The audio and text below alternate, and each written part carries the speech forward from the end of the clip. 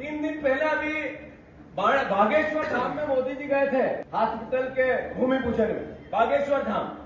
उन्होंने वहां भाषण किया, अच्छी बात है।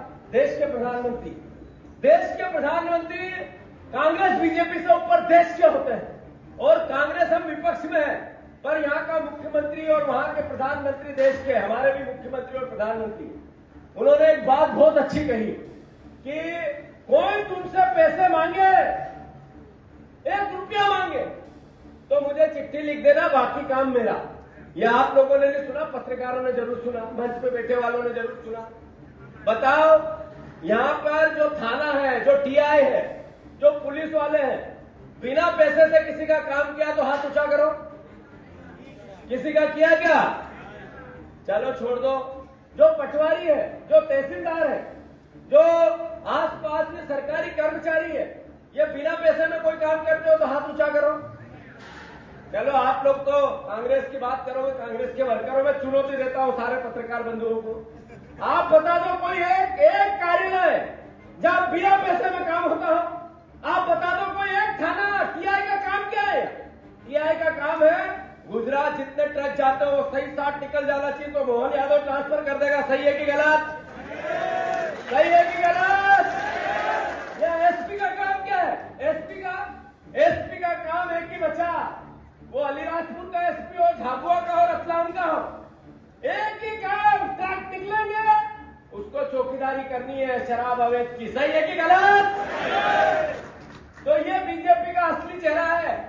कांग्रेस पार्टी एक कार्यक्रम चलाने वाली है, सब आप लोग लग जाना काम पर। हम प्रधानमंत्री जी को चिट्ठी लिखेंगे कि बिना पैसे से मध्य प्रदेश में एक काम नहीं होता। लिखोगे कि नहीं लिखोगे? सबको लिखना है। सर, मैं आपसे आग्रह कर रहा हूं प्रभारी जी कि कांग्रेस पार्टी, देश के प्रधानमंत्री ने कहा कि कोई पैसे मांगे, करप्शन करे तो मुझे चिट्ठी लिख देना। हम सब चिट्ठी लिखेंगे। कौन कौन लिखेगा? जरा हाथ ऊंचा करो। मध्य प्रदेश की वस्तु स्थिति किसी से छुपी भी नहीं, देश की भी नहीं।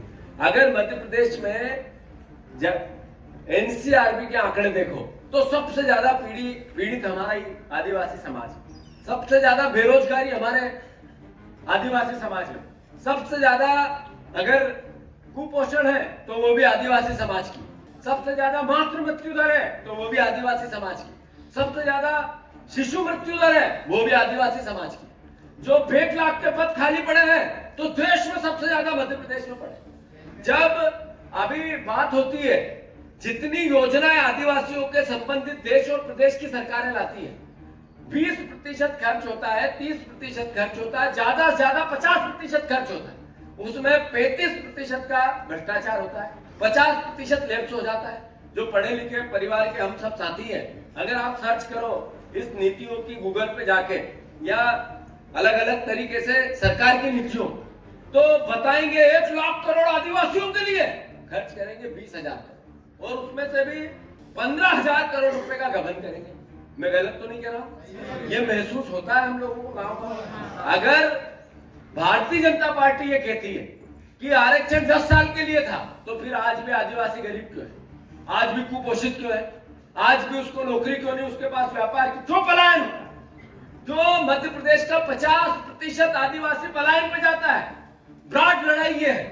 हम राजनीतिक रूप से कुछ बनेंगे, बनना भी चाहिए, सबका अपना अधिकार है, पर राजनीति से ऊपर उठकर अगर समाज के लिए जो गरीब आदमी है, जो दिहाड़ी करता है, जो भूख से मर जाता है, जो भूखमरी के सबसे ज्यादा आंकड़े कहीं आते हैं तो 3 राज्यों में मध्य प्रदेश एक आ गया।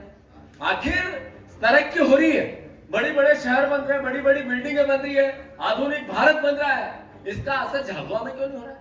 इसका असर हमारे और आदिवासी क्षेत्रों में क्यों नहीं हो रहा है? यहाँ सरदारपुर में क्यों नहीं हो रहा है?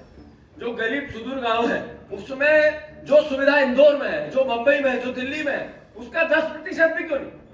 ये लड़ाई तो है। इसीलिए तो महात्मा गांधी ने ग्राम स्वराज की बात की। इसीलिए तो जो हमारा आदिवासी समाज है जल जंगल जमीन की बात करता है।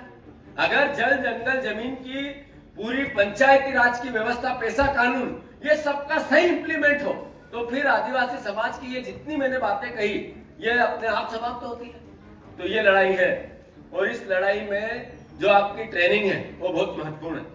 मैं आप सब परिवार के लोगों का खूब स्वागत करते हुए, चूंकि आप लोग बहुत पेशेंस, जैसा मैंने कहा, अगर पेशेंस का कोई एक प्रतीक बनाया जाए तो वो हमारा आदिवासी समाज है।